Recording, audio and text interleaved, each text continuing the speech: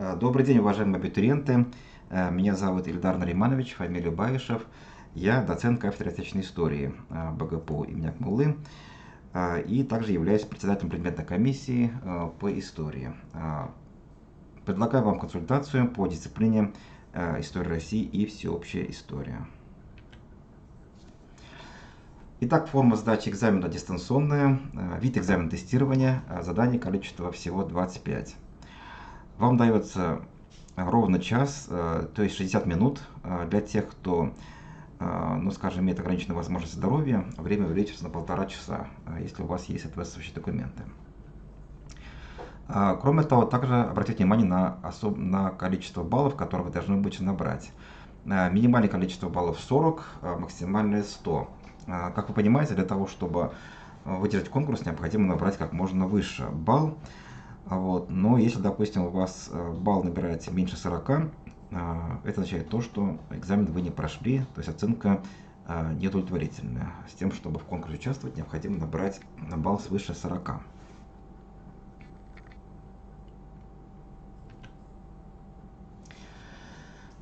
Итак, накануне сдачи экзамена вы получаете личный логин и пароль, который вам отправляют на электронную почту. Затем вы меняете их при первом входе в учетную запись. Кроме того, перед экзаменом необходимо сфотографироваться, прикрепить цветное фото. И необходимо представить также главный разворот паспорта, где видна ваша фамилия, имя, отчество видны и видна ваша фотография. Еще раз подчеркиваем, что время экзамена ограничено.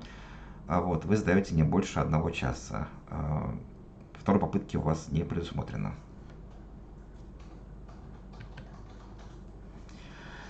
Вы входите в свой личный кабинет, заходите непосредственно по ссылке на нормативные документы, внимательно изучаете нормативные документы, затем также входите в ссылку, которая называется инструкция, здесь как раз указано красным, инструкция о получении логина и пароля для прохождения вступительных испытаний. Таким образом, по этой инструкции вы уже непосредственно будете знать, как сдавать экзамен, какие технические требования к вам предъявляются и как начать тестирование.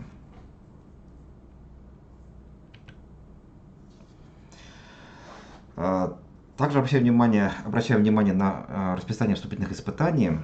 Дело в том, что расписание для тех, кто поступает на бакалавриат и специалитет, одно расписание, для тех, кто поступает в магистратуру, другое. Поэтому, пожалуйста, не перепутайте. Вы поступаете на специальности бакалавриата. Итак, в расписании здесь указаны, день экзамена указан. Кроме того, также здесь есть день резервный. Что означает день резервный? Дело в том, что если, скажем, вы не сможете сдать экзамен в основной день, допустим, 23 июля, если это вам по болезни вы не смогли сдать, то при наличии справки вы имеете право сдать в резервный день. Но дело в том, что в основной день время экзамена с 10:00 до 22:00. В этот промежуток вы можете сдавать тесты в удобное для вас время, но желательно, чтобы не допоздна, с тем, чтобы успеть. В день резервный с 10:00 до 17:00 вы сдаете экзамен. А для тех, кто подал документы, соответственно, с 21 июля по 12 августа, также дни меняются. Тоже они указаны здесь у вас в расписании. Внимательно их изучите. Кроме того, накануне экзамена вы посмотрите, пожалуйста, программу вступительных испытаний по истории, предмету история России, всеобщая история, те, кто поступает на базе СПО.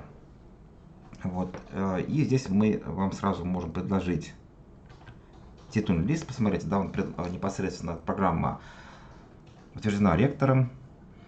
И здесь также обратите внимание на технические требования, которые необходимо оснастить ваш компьютер. Здесь тоже это необходимо для того, чтобы у вас не было каких-то технических неполадок, чтобы вы могли, в общем, тестирование пройти благополучно. У вас должен быть выход в интернет. Таким образом. И, конечно, вы не имеете права пользоваться интернетом во время экзамена. То есть здесь дело в том, что когда вы отвечаете на вопросы, вы отвечаете непосредственно самостоятельно. Такое требование тоже к вам есть. Итак, кроме того, также еще здесь, обратите внимание, есть у нас программа по истории, да, содержательная часть, она охватывает период российской и всеобщей истории, начиная с древности до современности. Конечно, прежде всего, вопросы мы, которые предлагаем, они касаются нашей российской истории. Но есть вопросы по истории всеобщей, таким наиболее крупным событиям, явлениям всеобщей истории. Вот. Есть вопросы, которые охватывают как историю России, так и всеобщую историю. Допустим, такие вопросы, которые, например, затрагивают вопросы внешней политики, международных отношений, военной истории, да, истории культуры. В общем-то, они могут затрагивать вопросы, и которые охватывают российскую историю, и также вопросы всемирной истории. Тоже на это обратите, пожалуйста, внимание. Теперь мы вам предлагаем примерное задание. Да, вот здесь посмотрите, пожалуйста, есть вопросы как раз по всеобщей истории.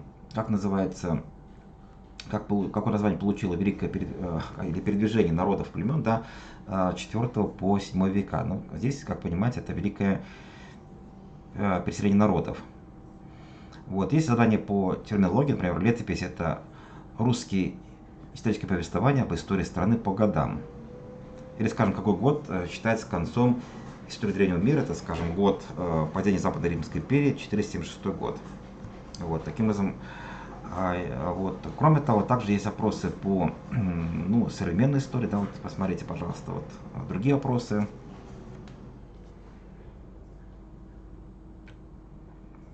Вот, например, вопрос по истории 19 века. Финляндия вошла в состав России, да, по условиям какого договора? Да, здесь обратите внимание, что это вопрос касается как российской, так и всеобщей истории. Здесь в данном случае правильный вариант Фридрихсгамский договор. Ну, вот, Фридрихсгамский договор, начало 19 века, соответственно, 1809 года. Вот. Ну и кроме того, обратите внимание на вопросы по современной истории, да, по советской современной истории.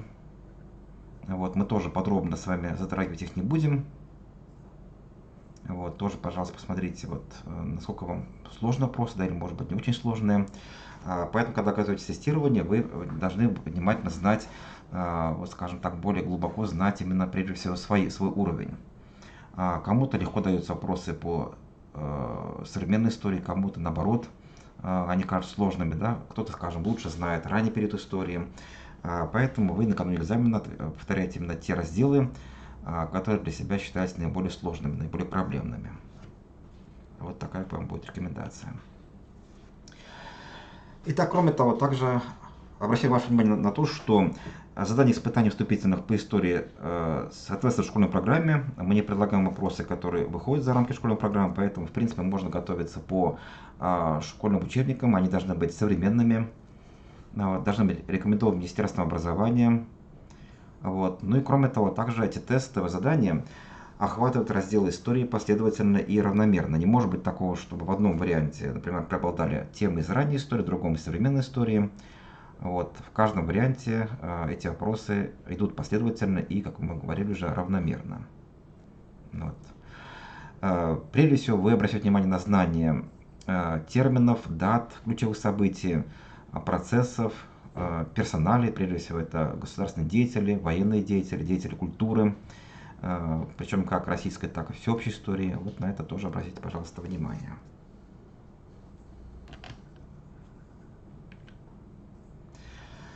Итак, из литературы здесь не так много вам рекомендуем, но здесь не так много и необходимо. Да. Здесь, конечно, можно вам использовать более современные учебники. Вот. Ко всему прочему, допустим, мы вам можем предложить учебники по истории России. Есть учебники, например, которые охватывают как российскую, так и всеобщую историю. Вот здесь вот как раз они указаны у вас в списке. Вот. Есть учебники только по истории России. Но вам необходимо знать материал, как мы говорили, так, как по российской, так и по всеобщей истории. Желательно, чтобы вы пользовались разными пособиями, скажем, для школ, для вузов. Есть пособия для абитуриентов непосредственно. Вот. Кроме общего списка, вот я могу порекомендовать книгу «История России» под редакцией Орлова, Георгиева, Севохина, «История России» с древнейших до наших дней. Да? Кроме того, также есть учебник «История» под редакцией Фортунатова, причем там это учебник для бакалавров, там охватывает он как российскую, так и всеобщую историю, тоже можно пользоваться. Вот. Есть учебники в электронном формате, есть в бумажном формате. Желательно пользоваться разными пособиями. Ну и, наконец, в завершение я вам предлагаю свои координаты. Таким образом, здесь, если какие-то вопросы у вас возникают, если какие-то вопросы, что-то я упустил, вот, можете обратиться ко мне, есть адрес моей электронной почты. Вопросы можете задавать по почте, либо писать мне по WhatsApp, либо смс-кой. Также вот здесь указан номер моего телефона. Вот. Ну и в завершение мы вам хотим пожелать успехов. Экзамен сложный, готовьтесь внимательно, готовьтесь тщательно и серьезно по истории. И будем рады видеть вас в качестве студентов нашего университета. Всего вам доброго. На этом мы с вами завершаем консультацию. До свидания.